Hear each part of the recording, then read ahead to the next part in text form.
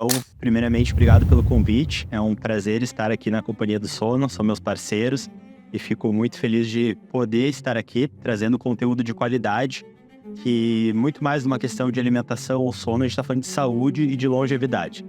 Mas, bom, meu nome é Lucas Malman, eu sou nutricionista, tenho especialização em nutrição esportiva, fisiologia do exercício físico, tenho título internacional de Advanced Nutrition Specialist pela IFBB, tenho formação como analista comportamental, analista emocional, sou professor, palestrante e também proprietário da Clínica Lucas Malman, que fica localizada aqui em Porto Alegre, Rio Grande do Sul, onde eu realizo os meus atendimentos de maneira presencial, mas também realizo atendimentos aí de maneira online, tendo pacientes espalhados pelo mundo inteiro. E meu intuito de trabalho, né, meu propósito de vida é realmente transformar a vida das pessoas, e justamente por ter esse braço acadêmico, mais esse braço da prática clínica, isso me oportuniza ver na prática as melhoras de saúde que a nutrição, o sono, os bons hábitos acabam causando nesse processo de saúde e de longevidade. Então, eu conheci a Companhia do Sono através do Felipe, né, que é um grande amigo, e ele me convidou para vir aqui na Companhia do Sono, conhecer o espaço de vocês. E, na verdade, isso é algo que eu sempre defendi muito, porque às vezes as pessoas ligam o processo de saúde, de longevidade, somente com a parte de alimentação e exercício físico. E eu sempre fui um defensor desse tripé, esse exercício, alimentação e descanso. E quando o Felipe me apresentou aqui a Companhia do Sono, me apresentou a experiência do sono, eu vim aqui, realizei antes de poder indicar para meus pacientes e pude ver na prática o quanto eu dormia mal. Então, realmente, a gente é educado sobre diversas coisas, mas algo tão fundamental que é o dormir, a gente acaba não tendo essa educação. Então, isso realmente me chamou muita atenção. E muitas vezes as pessoas, né, dormem mal uma noite, 2 noites, falam, final de semana eu recupero o sono. Mas não existe recuperar sono. Então, tu perdeu uma noite, aquela noite já era, isso vai ter um impacto na tua saúde. Então, essa educação do sono acaba sendo algo fundamental e que eu consigo ver na minha prática clínica o reflexo positivo que isso tem nos pacientes, não só em questão de disposição, mas até mesmo em questão de exames laboratoriais, etc. Então, realmente, o sono acaba sendo um pilar fundamental e era um braço que faltava hoje lá na clínica, nessa educação do sono.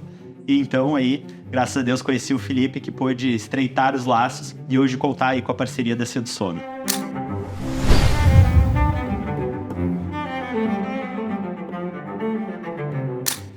Alguns alimentos, né, a gente pode estar incluindo e excluindo, mas eu acredito que seja muito mais favorável a gente falar daqueles alimentos de exclusão e, mais do que o alimento de exclusão, os cuidados que as pessoas devem ter relacionadas à parte da alimentação e sono. Então, quando nós falamos, por exemplo, dos alimentos que prejudicam a qualidade de sono, nós estamos falando daqueles alimentos, por exemplo, ricos em cafeína. Então, nós aqui no Rio Grande do Sul, né, a mania de tomar chimarrão, o próprio café. Muitas vezes as pessoas que praticam exercício físico acabam consumindo suplementos de cafeína antes do exercício físico. E se você faz o exercício físico de noite, isso vai comprometer o teu sono. Então tem sim alguns alimentos específicos. E mais do que isso, a importância do tempo da tua última refeição. Então muitas vezes as pessoas acabam comendo um alto volume alimentar, alimentos com uma alta densidade calórica, né, jantando, comida e etc., muito próximo ao sono. Então hoje o que nós sabemos através da literatura é que você pelo menos esperar umas 2 horas, ter esse intervalo de 2 a 3 horas entre a última refeição e o teu sono, acaba sendo algo muito importante. Que nós sempre temos que lembrar o quê? Que quando eu faço a ingesta de algum alimento, eu concentro o fluxo sanguíneo na digestão desse alimento. Então se você come muito próximo ao período que você vai dormir, isso vai ter um prejuízo de fluxo sanguíneo também. E automaticamente a disponibilidade de nutrientes. E o ponto importante de falar para o pessoal é que muitas vezes você acredita que você dorme bem, porque você fecha os olhos e consegue, entre aspas, dormir. Mas a qualidade desse sono é tão fundamental quanto o tempo de sono que você consegue ter. Hoje nós temos diversos estudos científicos que mostram, por exemplo, o impacto que o sono tem na produção hormonal. Então você pega, por exemplo, níveis de testosterona, níveis de GH, muitas vezes podem ser comprometidos por uma má qualidade de sono. Então você cuidar alimentos ricos em cafeína e evitar altos volumes alimentares nesse intervalo de 2 a 3 horas é algo que auxilia muito.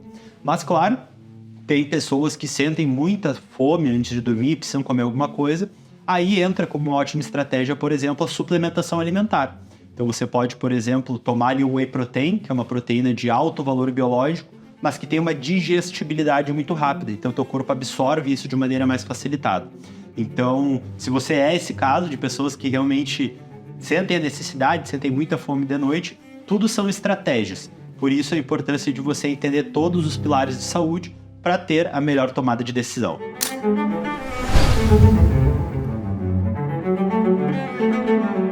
Hoje, dentro da nutrição, nós tratamos muito sobre individualidade. Então, tudo que nós damos assim como uma resposta padrão foge da individualidade do paciente. Mas, claro que tem algumas orientações gerais que a gente pode estar fornecendo para as pessoas. Então, o ideal, inicialmente, é nós falarmos do horário. Então, quando você tem o costume de tomar café, o ideal é que você não passe ali das 14, no máximo dos máximos 15 horas. Esse é um horário limite para que esse café, essa cafeína, acabe não interferindo na parte do teu sono. Mas é importante também nós pensarmos que nós estamos falando de cafeína. Então, muitas vezes nós falamos da cafeína e as pessoas ligam somente ao café. Então, como nós falamos, por exemplo, o chimarrão acaba tendo cafeína, tem alguns chás que contêm cafeína. Então, você ter esse cuidado em âmbito geral. Na questão de quantidade, eu daria uma orientação para vocês de não extrapolarem 2 xícaras por dia. Então, seria uma xícara quando acorda, no café da manhã, e uma xícara depois do almoço, por exemplo. Seriam quantidades mais seguras. Eu hoje, na minha prática clínica, eu trabalho com nutrigenética, então nós conseguimos mapear por carga genética do paciente como é essa resposta dele à cafeína. Então, se você é, por exemplo, o que nós chamamos de metabolizador lento, isso significa que o teu corpo tem dificuldade para degradar essa cafeína, para absorver ela. Então, você acaba sendo mais sensível e isso vai prejudicar o teu sono. Então, se você que não consegue fazer os testes genéticos, etc., vai por percepção. Tomei o café hoje, vi que a minha noite de sono não foi tão boa, fiquei um tempo sem café e vi que melhorou. Já é um bom indicativo para você ter esse cuidado. Então, resumo, tenta não extrapolar 2 xícaras por dia e no máximo ali 14, 15 horas tá uma boa recomendação. Show, essa é uma pergunta muito interessante, porque principalmente quando as pessoas iniciam, né, uma dieta, um acompanhamento alimentar, nós fazemos uma recomendação da ingesta hídrica diária, quanto essa pessoa deve consumir de água por dia, e geralmente nós vamos ali de 35 a 40 ml por quilograma de peso corporal, e muitas vezes as pessoas que não estão acostumadas acabam começando essa ingesta hídrica, e a primeira reclamação é essa, né? Nossa, piorou meu sono porque eu acordo 3, 4 vezes de noite para ir no banheiro fazer xixi. Então, o primeiro ponto importante é você ter essa quantidade hídrica de 35 a 40 ml por quilograma de peso corporal. Então, você pega e multiplica 35 ou 40 vezes 70, se é o seu peso, você vai saber a quantidade de água que você deve tomar no dia. Porém, busque muito o horário de consumir esse líquido. Então, o ideal é que a partir das 18 horas você consiga reduzir o consumo hídrico. Então, claro que isso exige organização, né, do paciente, mas de preferência buscar realizar o maior consumo hídrico até as 18 horas e após isso realmente beber água, se sentir muita sede, porque senão vai ter uma interferência, você vai acordar de noite para ir no banheiro e isso vai interferir no teu sono. Por mais que você tenha facilidade para voltar a dormir, que você não tenha dificuldades, você acaba quebrando o sono e você inicia tudo desde o começo quando você volta a dormir. Então essas são dicas boas. Esse cálculo, 35 a 40 ml de água por quilograma por peso corporal e manter a maior ingesta hídrica até as 18 horas. Após isso, dá uma controlada.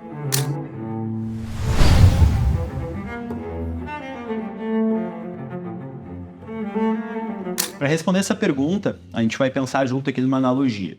Quando a gente pega um carro, esse carro, para que ele ande, ele precisa de gasolina. Quando o nosso corpo quer um carro, para ele funcionar, nós precisamos de nutrientes certos. Então não adianta você querer que o seu corpo tenha um bom funcionamento, pensando em parte intestinal, parte de sono, parte cognitiva, alta performance, se você não está disponibilizando para esse corpo os nutrientes certos.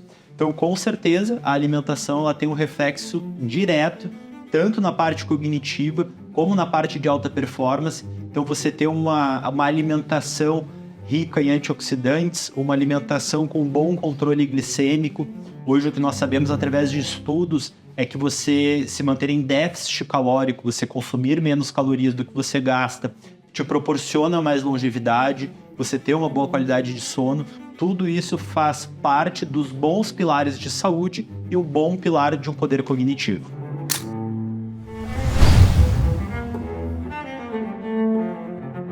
Então hoje, quando nós vamos realizar o atendimento, nós realizamos algo que nós chamamos de anamnese, que é aquela entrevista, né, com o paciente para, enfim, entender o paciente, saber os hábitos dele, etc.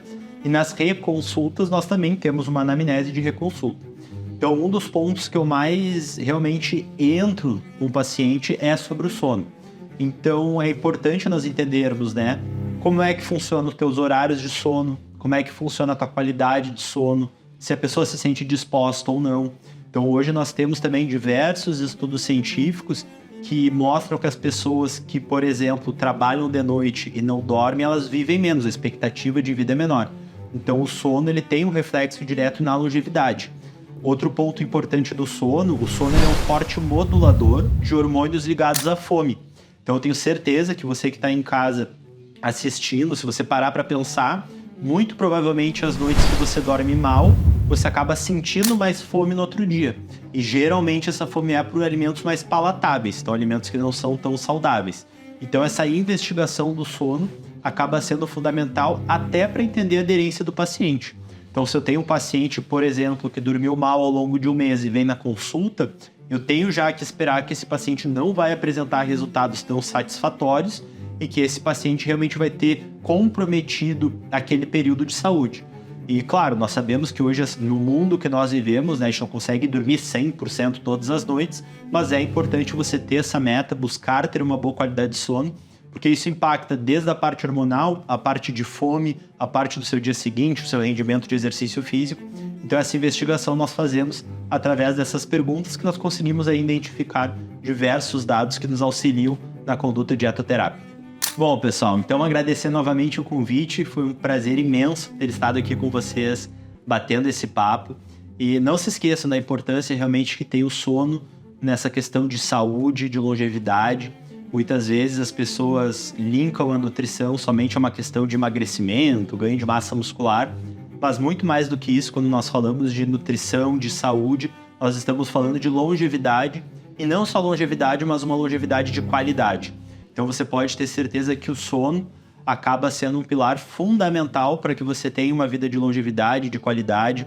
Um alerta também, muitas vezes as pessoas dormem mal e a primeira coisa que elas vão atrás é ali de medicações para dormir, etc. Então tenha cuidado com isso também, não que a medicação não possa te auxiliar, mas ela não pode também ser a tua primeira opção. Então realmente, né, estuda sobre o sono, vê se você realmente está dormindo bem, se você não está, porque isso faz parte de uma boa qualidade de sono, de um sono realmente de qualidade que vai te gerar longevidade. E aproveitar também para desejar aí para você, colega de profissão, um feliz dia do nutricionista, que nem eu sempre falo, a nutrição, ela jamais vai ser somente cálculos de dieta, a nutrição ela vai muito além disso, e nós temos aí na nossa mão um poder maior do que um poder de tratamento, é um poder de prevenção. Então realmente prevenir que as pessoas desenvolvam doenças e que elas possam viver mais e com mais qualidade. Foi um prazer.